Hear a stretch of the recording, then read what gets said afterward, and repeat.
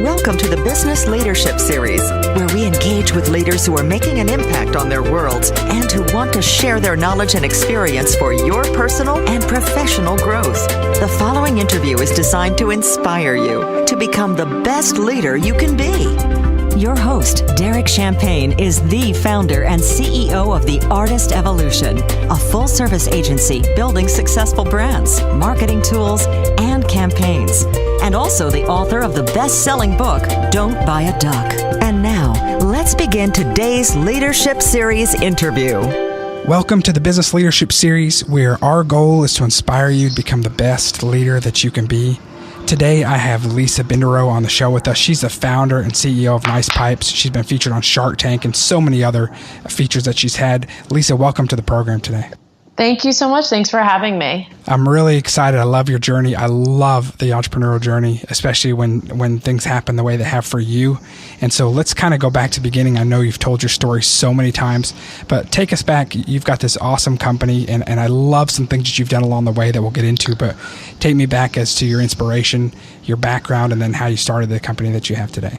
Yeah, sure. So I actually started my first job out of college was working in production, I was interested in working in production. I worked for Miramax, and then I worked for a director. So I sort of learned the mentality of how to get things done no matter what there. And I did that for about 4 or 5 years, and I kind of just got burnt out, as anyone who works in film, anyone who has worked in film in the past would understand. Right. And I started taking yoga classes at the local yoga studio in Santa Monica in California. And I really fell in love with yoga and found it to be a great outlet. And when I decided to change careers, I took a part-time job at the yoga studio just to hold me over until I figured out what was next. I was in my mid-20s. And I just loved being there. And a job opened up in operations in the corporate office because it was a bigger yoga company. It wasn't like a one-off studio. And that company was called YogaWorks. And I ended up working for YogaWorks for about 7 or 8 years in operations. And also I did my teacher certification. Very cool. So from there, tell me a little bit about your journey. Are you in New York today? Is that correct? Yeah, I'm in New York today. I lived out in California for about 7 or 8 years. And then I moved here to work for YogaWorks. I took over a job as teacher director, managing our staff and all of our programming for the Northeast. Very cool. How do you like New York over California? I miss California so much. I'm actually from Atlanta originally. I hear your Southern accent. I don't know where you're from. Yes, I'll be in Atlanta next month. But really? I'm in Northwest Arkansas now. So. Okay. So I loved living in Santa Monica. I miss it so much. New York, the weather just turned and the weather got better, and everyone in the city is becomes nicer. Yeah. It's a wonderful, amazing city. It's such a cool place to live. It's just that it's very intense. It's very intense. Yes, it is. And if you were in the film industry, my wife was in California. That's where I met her, and I was in the music industry. And that lifestyle at some point was rather exhausting. Totally. And so I understand that the search for yoga as well. Yeah. Oh, yeah. And that was so cool because I worked for a yoga company in Southern California. And listen, it was stressful. All jobs have elements of stress, but it was a great opportunity to dive into the wellness world in a more business focused way, and not because sometimes in the wellness world you can find yourself floating out into space a little too much. So it was really cool, and I learned a lot working in operations there, and it was a really nice education for me after kind of working my butt off in production. Right. So tell me about, when was a moment where you had an idea that propelled the business you have today? So when I moved to New York, I was running around to all the studios. I was teaching, and I was also recruiting teachers for our teaching staff. And all of my apparel, like activewear, which is now like a huge industry, activewear, like Lululemon. This was, this was before Lululemon. I was running around the city in like cropped yoga pants and tank tops because I had all my clothes from Santa Monica and I was freezing cold all the time. And then like the snow had started and I kind of didn't know what to do. And I didn't want to go and buy all new long pants. So I went on search for leg warmers, and all I could find were acrylic knit, like sweater material, old school leg warmers that weren't updated like all the other activewear was starting to become. I mean, there's been such amazing fabric improvements, and it just hadn't been applied to this accessory. So I made a pair for personal use for me to wear to and from the studios, and other teachers and students all just wanted their own pair of pipes, and that's how NicePipes started. And the first year I only made like, when you live in New York City, you're lucky you have access to so much manufacturing and like, there's such a huge possibility to create whatever you want to create because there's so much, there's so many resources here. You've got manufacturing resources at your fingertips pretty readily. Exactly. Yeah. It's not like I was in the middle of nowhere. So I went to the garment center, bought the fabric, and had like 1,000 pairs made, and literally just started selling them out of my apartment. And that's how I started NicePipes. That's so cool. So I always like to ask for businesses like yours, but when did you realize, when was that aha moment of, I think I'm onto something bigger here? This is not just supplemental. This is more than just people liking my style or something I came up with. This is something that's pretty legit that I need to pursue on a bigger level. So I was a friend of mine who helped me through the process of how to create a sample and what like different stitching is. She has a beautiful bra company called Top Secret Society, and she kind of held my hand and walked me through the production process of creating clothes. And she knew the buyer at Equinox, so she connected me to them. And it's so competitive. She was like, "Listen, I'm going to connect you, but like they'll probably just let you do trunk shows. If that, like, don't get excited, but you never know. You never know." Right. And I emailed them, and they loved it, and they picked it up for 13 stores. And it was literally my husband and I like boxing them in my kitchen, and then he drove me around to each like location in New Jersey, New York, Connecticut, and I would drop them off. They thought I was like the courier, and I was like fully like the one and only employee besides my husband who was like helping me and dropping off these boxes of leg warmers. That's all. My wife's been dragged into some of my ventures enthusiastically most of the time, and I couldn't have done it without her. But I can think back to some days of making deliveries for some things. So that's really cool. So you started doing that, and then how did it keep going from there? So then from there, I realized like, wow, this could be a real business. And we built a website and started selling online. And I started doing trunk shows just at every yoga studio or gym that would take me. I started doing trunk shows all around the city.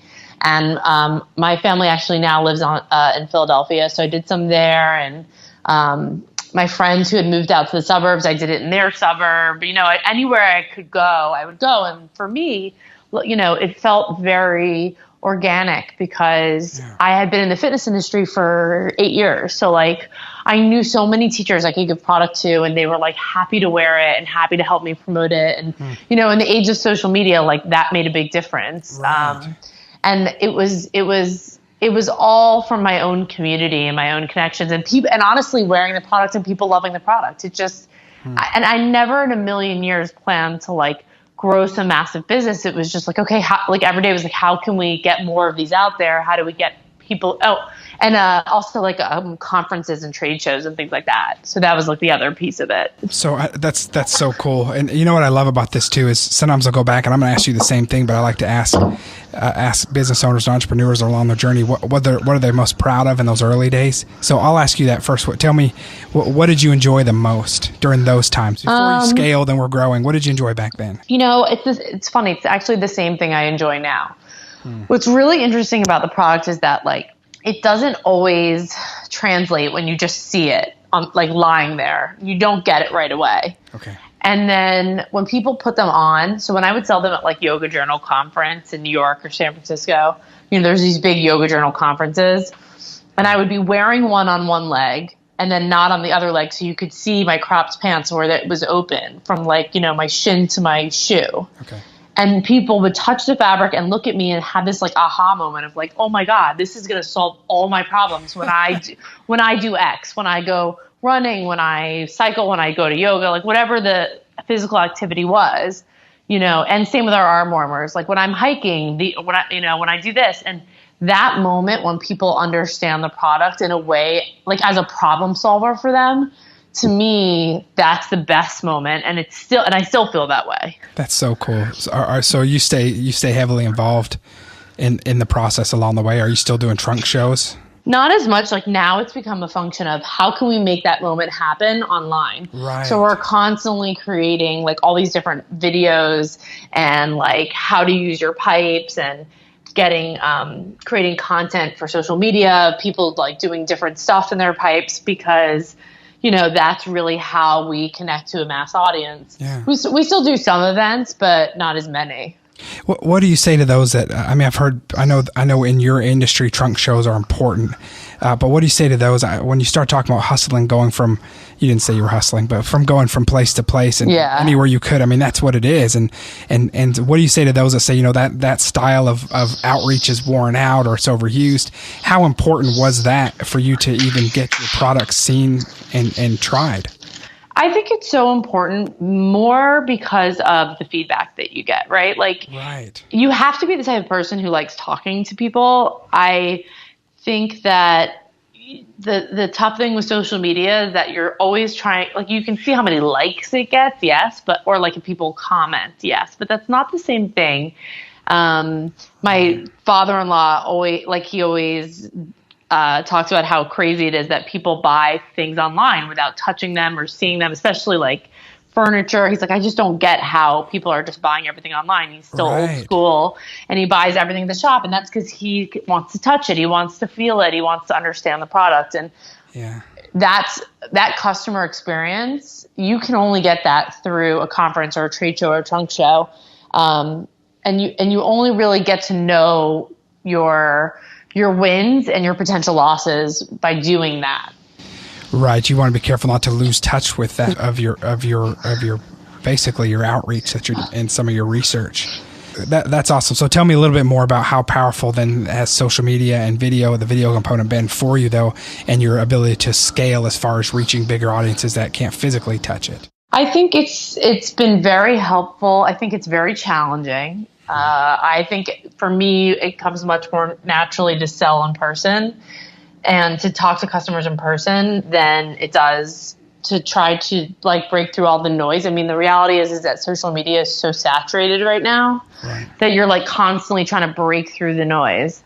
And you don't know when the connection's made. Like for me, in my experience, like at least at the trunk shows, like when the connection was made, it was like you felt really good. I felt really good after like, oh, this person loves the product. They're so excited. They bought 3 pairs and a pair for a friend. And like, I know they're going to have this great experience with it. Whereas now with social media, like you're kind of just putting yourself out there and you hope that your orders go up. But there's so many, when people buy online now, there's so many touch points before they buy. Right. They see it in Instagram, and then they see it in a Facebook ad, and then their friend has it, and then it's in a blog, and then they buy. So like you don't really know what sent them there. So it's harder to measure, I guess. Yeah, that's a great point. And something very organic and at the simplest level. And I have the same thing as a founder and CEO of my company is whenever I interact with the customer for our type of sale, I know they get it. They get my story. They get the whole thing. And I sometimes we've scaled a little slower than we've liked, but even in our scale model, I sometimes get concerned about them not getting the whole idea of the brand, and how do we not lose that as we scale out and not water down the product through all those touch points, because that's a part of our story. And even bigger than that, it's one of the more satisfying selfishly parts for me as a founder, that they get that whole experience. Totally. And that they have a good experience. Like, when we've had like massive exposure, we have a lot of sales, and I'm very proud to say that our returns are like 2%. I mean, it's like something crazy, awesome. But awesome. It's always because the person didn't understand the product. That's always why. It's never because they didn't like it. It's always because they're like, I thought it was something else. And I think like, I don't know. I have said it to many friends, and I'll say it here. Like, I would be so happy living, like if I was in the time of living in a small town and having a small shop on Main Street and selling NicePipes there, rather than this, in order to survive as a business, this like need for massive growth just to survive. Right. And most of our businesses have gotten that way. Mine definitely is. It's either we grow or we shrink. And we're always in that hustle mode of growth. And I enjoy some of that, but something that stood out to me that I have underlined here in our research, which I thought was really cool and I wanted to touch on for a minute. You talked at one point about your father-in-law having his dental practice and carving out a good niche, thriving business, and life's great and support his family.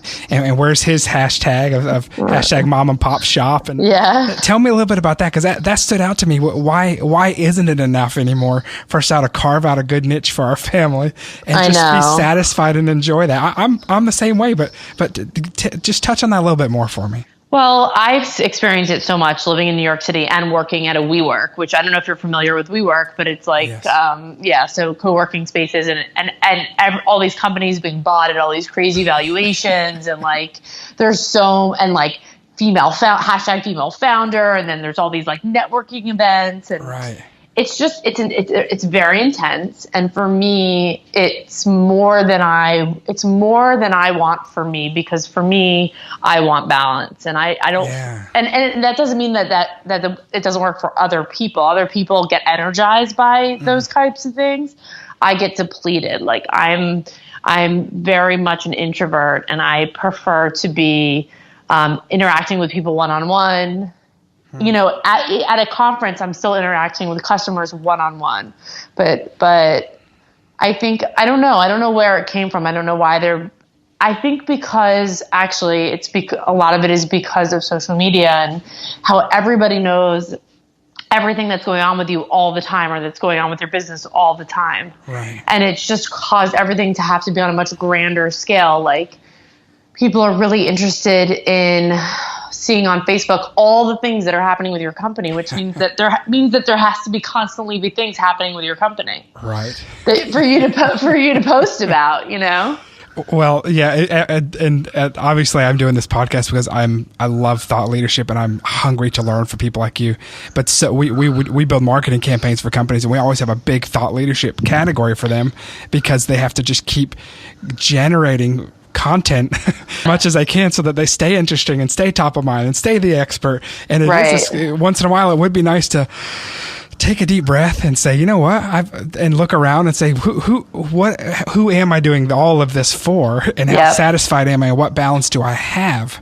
And so I love that you brought that out. It was really cool. I've got it all underlined here, and again, I love learning from experts like you.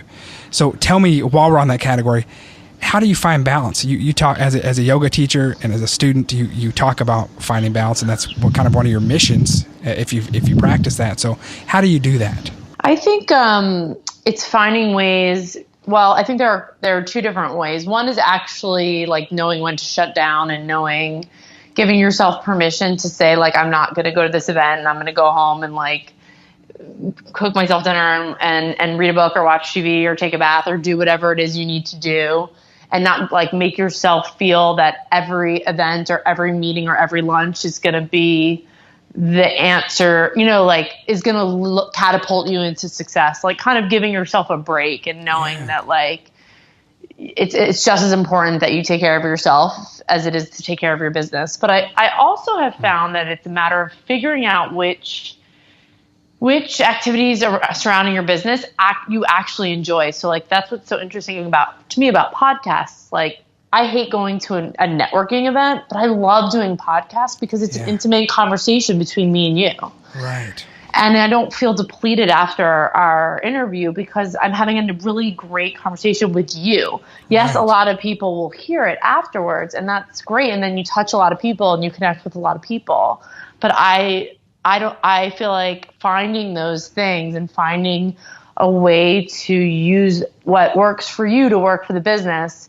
You know, some days that means that's like me working from home. Like I just need that, you know?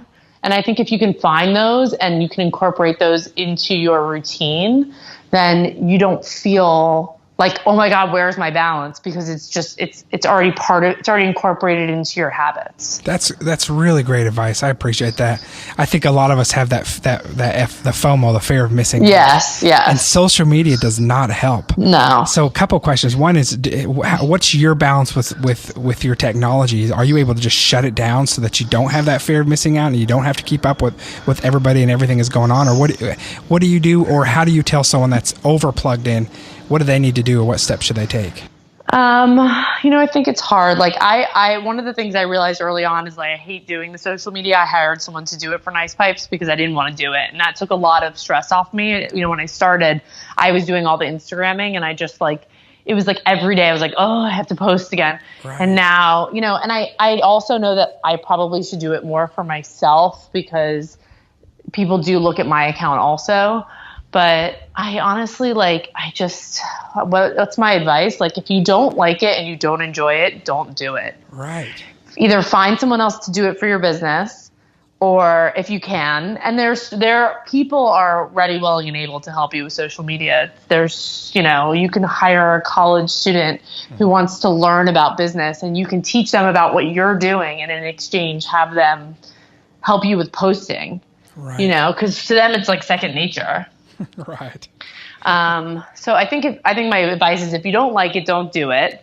But if you enjoy it and you like it, then, like I said before, like, if that doesn't feel like it sucks energy from you, then take advantage of that and maximize that. So thank you so much. Great advice. So we're going to talk about Shark Tank for just a minute. But you were on Shark Tank Yes. and you got an offer.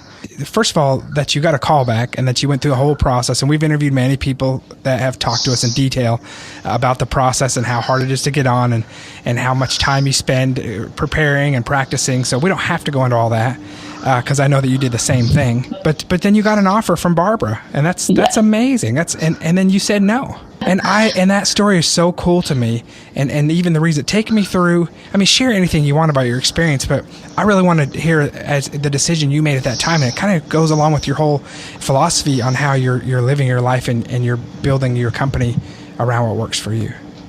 Yeah. So I never had watched the show. So a lot of friends and family had said to me, and customers and people and teachers, like, oh, you should go on Shark Tank. And in a day, like an afternoon, I was procrastinating and went online and submitted an application. And then I didn't want to answer emails, and I was like, oh, I'm going to do the Shark Tank application instead. So and then each step of the way, and as you said, it's a long process. I was like, this is never going to happen. This is never going to happen. Even the day we shot it, I was like, this is never going to air, But in my mind, at that point in my business, I was like, wow, wouldn't it be so cool to have a mentor like Lori or Barbara? That's really who I wanted to work with. Yeah. To say, what do I do next? I have this business. I don't have a business background. I have an operations background, but I don't know how to scale it. And I don't even know how to begin to do that. So how cool would it be to work with them and I thought maybe it would take the pressure off me a little, just to not be the one in charge all the time. That's kind of what I thought was going to be this amazing saving grace, was to have one of them come in and help me figure out what to do next, so that I didn't feel so what am I doing? Sure. And I was totally getting caught up in this growth, and we need to keep getting bigger. We need to sell more. We need to keep growing. Right. And then when I went and did it, and I did my pitch, and the thing that I was most fearful of is that I wouldn't be able to perform that day. I had such self-doubt, and I was so scared that I was going to crumble under the pressure. Wow. I just really was petrified. And like I said, I'm not an extroverted person. Teaching yoga, every class I ever taught, I was always nervous. So I really was pretty freaked out. And then when I went out there and I did my pitch, stuck my pitch, I stood up for myself. And in the process of defending myself and defending my business, I started to believe what I was saying. And I really believed in myself. I almost convinced myself better than I convinced them. And what I realized was this was not gonna. What I really needed was that. What I really needed was to believe in myself and to trust that I knew what was best for my business. and that by giving Barbara 40%, I was just going to go kind of take a back seat and end up working for her. Right. And what was the point of that when I just proved to myself that like I've turned myself into a leader. I've turned myself into a business owner. It was an amazing experience. I walked out of there. I said to my producer, like, the producers are some of the nicest people ever, and they're totally rooting for you. I said to her, like, I will wake up and I will look at myself differently forever. Wow. Because I was able to get through that. And like, that's what I got from it.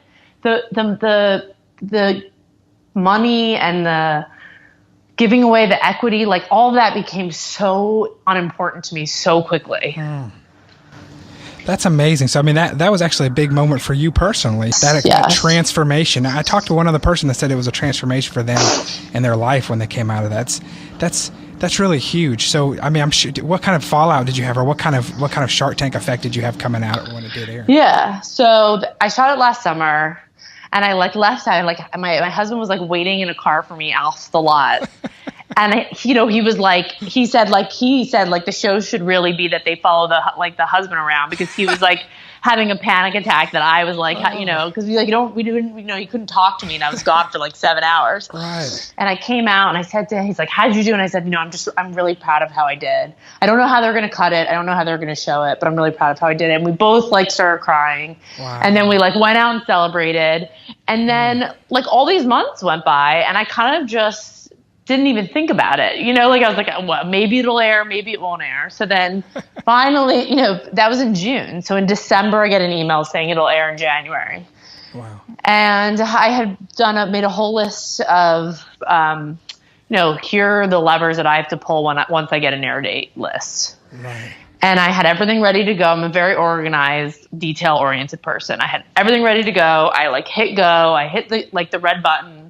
And we got hundreds of thousands of visitors to the website. So many orders, our orders were up 10 times in January compared to last January. Wow. How fun was that, like during that time? Because I'm someone that likes to plant and then enjoy the harvest too. Yes. Were you refreshing and watching the numbers and what were Yes. It was so fun. And, I was really like, I wasn't going to have a viewing party. And then I ended up connecting with a bunch of other entrepreneurs that were on the show. And they were like, you'll regret it if you don't have a viewing party. And so I ended up inviting all my friends and family.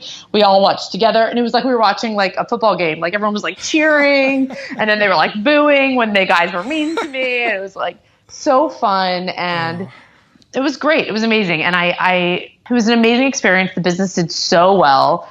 And I also was, and I am now, at that point, I was 5 months pregnant. Wow. So I also had this like amazing perspective of like, what's the word? Like, I think the show can be so intense, and the fallout or what happens after it airs can be so intense. But I felt like, just going back on touching on like finding balance, I felt super grounded because I was like 5 months pregnant. I was like, if the website crashes, it crashes. Like the most important thing is that like I'm healthy and this baby is healthy. Right. And it totally gave me this feeling of I'm going to enjoy every minute of this, and I'm not going to let it stress me out, because it's like, I don't know, I had like my priorities had shifted. It was very cool. That's cool. Yeah. You saw where it fit in your life and the importance and how important it was or wasn't. Yeah. Like it was super important, but it like no longer became the most important thing. And it took a lot of the pressure off, because when you're going to air, it's a lot of pressure, like a lot. That's so how old is your little one? So I'm actually due in 5. Yeah, I'm due in 5 weeks. Oh, so. Congratulations. I'm excited for you. That's and your first one. That's so cool. It's my first, yeah. Oh, that's awesome. My daughter turns 8 this month, and my son turns 6 in July. And oh, wow. They are just amazing joys in my life. So I'm excited for you to have that experience. So cool. And I'm sure you must like come home from like a crazy day at work, and it's like your kids run up to you and you just like, it just changes the way you like it's just, I think that it makes it easier to let the stress of work go. Yes. So today my son at his school, he had his Easter egg hunt, and the little things he's 5. And so I left work, a busy day, and left for a little while. My world's hectic, and his is quiet. Yeah. The most important thing in this world, he just wants to sit next to me, put his arm on me, and just talk. And a bug is cool. An Easter egg is cool. And the little things, they really just know how to enjoy the things that we should appreciate. And sometimes we lose appreciating a long time ago. And so having a kid for me has made me appreciate those little things again. And which is so cool because life's crazy. And simple things there's so many profound things that are simple to us now, but to a kid to get to re-explain it and share it, I hadn't thought about that. A butterfly is pretty cool. It's really cool. Yeah. So congratulations on that. Thank you. Just a couple other questions for you. Well, I mean, you've 5 weeks, you got a little one coming, but what are some things that you've yet to accomplish that are kind of on your bucket list or that you've got out there that you're looking at? So there are some major changes that I want to make to NicePipes. I probably would start working on them now if I wasn't about to have a baby because, the theme of our podcast, the balance, whenever you want to start something new with your company, you want to make sure that you can dedicate yourself wholly to it. And I just don't think that's realistic over the next 3 months. But there are some stuff I want to do in the fall, including new variations of the pipes, maybe some new products. But the biggest thing is I want to change the model of our business to be similar to Tom's shoes. Are you familiar with Absolutely. The 1-for-1, because it's just, I love NicePipes and I love selling leg warmers, but I need more to feel like it's, and we do donations and we do support a couple different charities, but I need it to be more, especially if I'm going to be leaving my kid, to do it. Yeah. And so that's my next big thing is I want to change our model to be kind of like the 1-for-1, and it will take a lot of strategy on my end and redesign of the website and all that comes along with sort of shifting focus. Yeah, but that's so cool that you want to do that. I love that. That seems like the right next step. And you build a lifestyle brand, you have an opportunity to build a legacy brand that's just helps so many people and impacts so many more than just changing their life with the product itself. Right, exactly. And then it's you leave your kid at home to go to work and you can say okay, and I'm sure this is sort of how you feel with this podcast and getting information out to people. There just needs to be more than selling a product. I need a little more than that. Yeah, I completely agree. And I tell my team and others around me, we're here in Northwest Arkansas. We want to make a ripple that's felt around the country. Maybe not even about our product or service, but about interacting with us or about how we can help others. And when you get to that point with your company where you're able to do that, even if you didn't start at day one, and we didn't. And so we've been in that similar transformation. So that's really cool. And the intentionality of that is going to be really rewarding for you. Any other entrepreneurial advice you want to give? There's someone out there a couple things I love about what you did. Lots of people can be innovative or think, I don't like the current state of my clothing or those things, but they don't always find a way to fix it. And then someone might say, I like that. And they might say, that's great. I made it, and then be done with it. You went on and you started making it for more people. You've done really cool things. Most people don't make it on Shark Tank. You're doing amazing things.